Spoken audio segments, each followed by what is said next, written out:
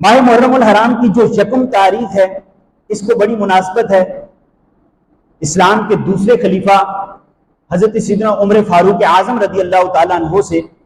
عمر فاروق اعظم رضی اللہ تعالیٰ عنہ یہ وہ صحابی ہیں کہ جو نبی پاک صلی اللہ تعالیٰ علیہ وآلہ وسلم پر 39 مسلمانوں کے بعد 40ویں مسلمان تھے، یعنی انہوں نے اسلام قبول کیا تو آپ کا نمبر جو ہے وہ 40 نمبر روایات کے اندر ملتا ہے۔ اور آپ رضی اللہ تعالیٰ عنہ نبی پاک صلی اللہ تعالیٰ علیہ وآلہ وسلم کی دعاؤں کا ثمرہ ہیں کہ آقا صلی اللہ تعالیٰ علیہ وآلہ وسلم نے دعاؤں میں عمر فاروق اعظم رضی اللہ تعالیٰ عنہ کو اللہ پاک سے مانگا، اور اسلام کو عمر کے ذریعے قوت ملنے کی دعا آقا صلی اللہ تعالیٰ علیہ وآلہ وسلم نے کی۔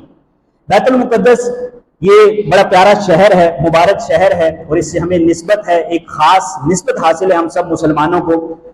پہلی مرتبہ عمر فاروق اعظم رضی اللہ تعالیٰ عنہ کے دور خلافت میں یہ فتح ہوا تھا۔ اس کی فتح کی جو ہسٹری ہے، جو کتابوں میں لکھی ہے، جو تاریخ ہے، وہ یہ ہے کہ اس کی فتح عمر فاروق اعظم رضی اللہ تعالیٰ عنہ نے کی۔ اب اس کا سینیریو کیا تھا، تھوڑا سا پس منظر اس کا عرض کرتا ہوں۔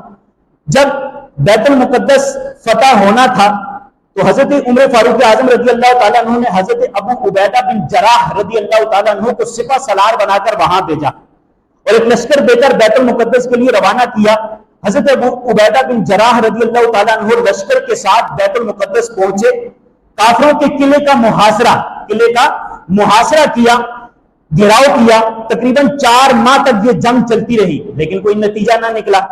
بیت المقدس میں کافروں کا ایک بہت بڑا راہب تھا۔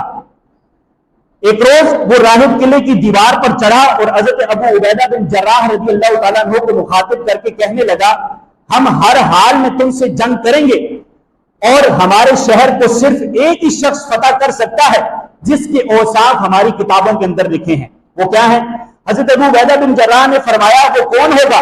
تمہاری کتابوں میں اس کے کیا اوصاف لکھے ہیں؟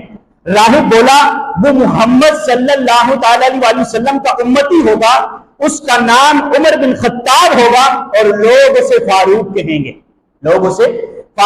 گے۔ یہ نشانی وہ راہب حضرت عبیدہ بن جراح رضی اللہ تعالیٰ عنہ سے بیان کر رہا ہے۔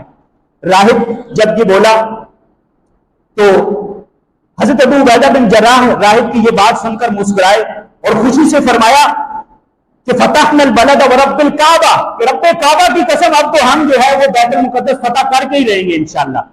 جب یہ کہہ کر وہ یہاں سے لوٹے تو حضرت ابو عبیدہ بن جراح رضی اللہ تعالیٰ عنہ نے عمر فاروق اعظم رضی اللہ تعالیٰ عنہ کو خط لکھا کہ بیت المقدس آنے کا انہیں کہا، اور حضرت فاروق اعظم رضی اللہ تعالیٰ عنہ تشریف لائے۔ وہ نصرانی راہب حضرت عمر فاروق اعظم رضی اللہ تعالیٰ عنہ کو دیکھتے ہی پہچان گیا اور اس نے اپنی قوم کو پکار کر کہا، ہے لوگوں، یہ وہی ہیں جن کا ذکر ہماری کتابوں میں ہے اور یہی ہمارا شہر فتح کریں گے۔ اور عمر فاروق اعظم رضی اللہ تعالیٰ عنہ نے پھر کافروں کے ساتھ بغیر جنگ کیے ہی بیت المقدس کو فتح کر لیا اور بیت المقدس عمر فاروق اعظم رضی اللہ تعالیٰ عنہ کے حوالے ہو گیا۔ یہ بیت المقدس کے فتح کی ایک داستان تھی جو کتابوں میں لکھی ہے۔ فارق حق و باطل امام الہدا، تیغ مسلول شدت پہ لاکھوں سلام۔ یعنی عمر فاروق اعظم رضی اللہ تعالیٰ عنہ جہاں پر کفار پر بہت زیادہ سخت تھے نا، ہم سنتے ہیں پڑھتے بھی ہیں، وہیں پر یہ بہت زیادہ نرم بھی تھے۔ نرم کن پر؟ مسلمانوں پر، اپنے گھر والوں پر۔ حضرت عمر فاروق اعظم رضی اللہ تعالیٰ عنہ نے نبی کریم صلی اللہ تعالیٰ علیہ وسلم کی خدمت میں ایک دفعہ حاضر ہو کر عرض کیا، یا رسول اللہ، قرآن مجید فرقان حمید کے اندر اللہ پاک نے جو یہ آیت نازل فرمائی کہ اپنے گھر والوں کو اپنے آپ کو اور اپنے گھر والوں کو اس آگ سے بچاؤ جس کے ایندھن آدمی اور پتھر ہیں، یا رسول اللہ صلی اللہ تعالیٰ علیہ وسلم کی اس آیت کا کیا مطلب ہے؟ اس آیت سے کیا مراد ہے؟ اپنے گھر والوں کو اس آگ سے جس آگ کے ایندھن آدمی اور پتھر ہیں اس سے کیسے بچائیں؟ آقا صلی اللہ تعالیٰ علیہ وسلم سے جب اس آیت کی تفسیر معلوم کی تو آقا صلی اللہ تعالیٰ علیہ وسلم نے ارشاد فرمایا کہ اپنے آپ کو اور اپنے گھر والوں کو اس چیز سے بچاؤ، اس چیز سے دور رکھو جس سے اللہ پاک نے دور رہنے کا حکم ارشاد فرمایا۔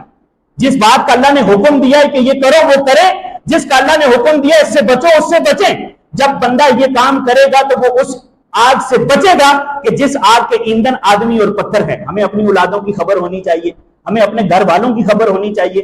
عمر فاروق اعظم رضی اللہ تعالیٰ عنہ کی زندگی کا ایک خاصہ یہ بھی تھا کہ آپ اپنے گھر والوں کے ساتھ بڑے شفیق تھے، بڑے نرم تھے، اور آپ رویا کرتے تھے اللہ کی بارگاہ میں، اپنے گھر والوں کو اللہ کے عذاب سے ڈرانے کے بارے میں فکر مند رہا کرتے تھے۔ ہمیں بھی اس بارے میں فکر ہونی چاہیے۔ یکم محرم الحرام یہ عمر فاروق اعظم رضی اللہ تعالیٰ عنہ کی شہادت کا مبارک دن ہے۔ محرم الحرام کے مبارک مہینے کے اندر ہمیں کثرت کے ساتھ ذکر اہل بیت کرنا چاہیے، صحابہ کرام علیہ رضوان کا ذکر کرنا چاہیے۔ آقا صلی اللہ تعالیٰ علیہ وسلم نے اپنی اولاد کو جو تلقین ارشاد فرمائی کہ اپنی اولادوں کو یہ چیزیں سکھاؤ، ان میں سے ایک چیز یہ بھی ارشاد فرمائی کہ میری اہل بیت کی محبت اپنے بچوں کے دلوں میں داخل کرو۔ اب اپنے اہل بیت کی محبت اپنے بچوں کے دلوں میں کیسے داخل کریں گے؟ ان کو محرم الحرام میں ہونے والے واقعات کا بتائیں۔ امام حسین امام تشنگام رضی اللہ تعالیٰ عنہ اور آپ کے رفقا کا جو کربلا کے میدان میں جنگ کرنا تھا، یہ کیا تھا؟ اس کا پس منظر کیا تھا؟